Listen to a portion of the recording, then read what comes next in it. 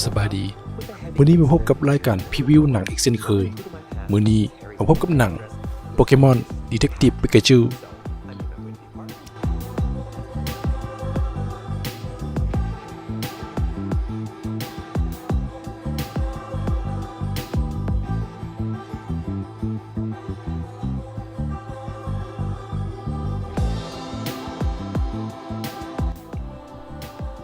เชื่อว่าเมื่อว่าถึงโปเกมอนหลายท่านคงรู้จักกันดี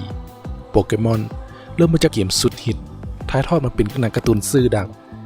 หลังจากนั้นก็ได้มีหนังออกมาโปเกมอนดีเทคทีฟปิกาจูเป็นหุ้มเงาสไตล์แอนิเมชันและแฟนตาซีกำกับโดยล็อบเลตเตอร์แมนและผลิตโดย Legendary Pictures ร่วมมือกับค่ายเกมชื่อดังอย่าง Nintendo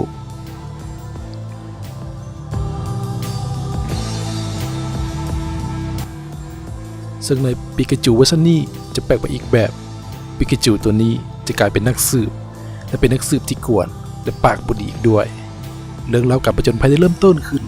เมื่อแฮร์รี่กูสแมนได้หายตัวไปอย่างลึกลับเป็นเหตุให้ทิมกูสแมนลูกชายวัย11 ปี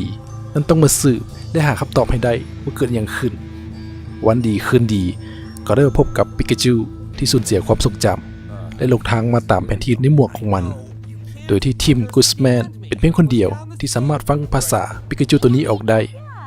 Pika Pika Pika, he's adorable. You're adorable. They can't understand me, kid. Can no one else hear him? ปิกาจูโปเกมอนยอดนักสืบถึงแม้ว่าจะมีหน้าตาน่ารักและมีความฉลาดเกินห้อยแต่กับมีมุมบ้องตลกกวนไม่ให้เราได้หากันเมื่อทั้งสองได้บับจูนเข้าหากัน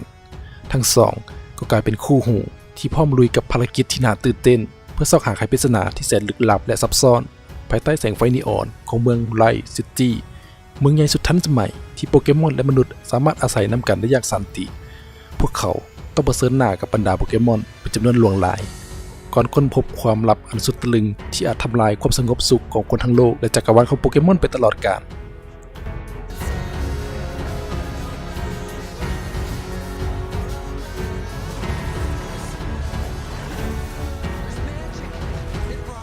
มาลุ้นกันว่าทั้งสองจะเฮ็ดภารกิจได้สำเร็จหรือบ่จะสร้างความเฮฮาและความน่ารักหลายปานใด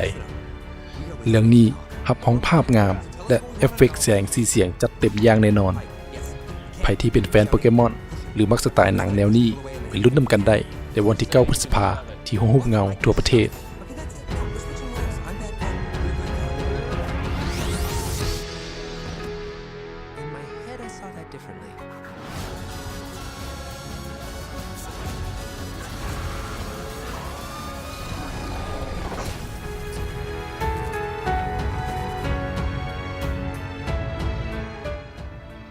อย่าลืมกดไลค์กดแชร์กด Subscribe เพื่อเป็นกำลังใจและติดตามคลิปใหม่ๆจากพวกเราด้วย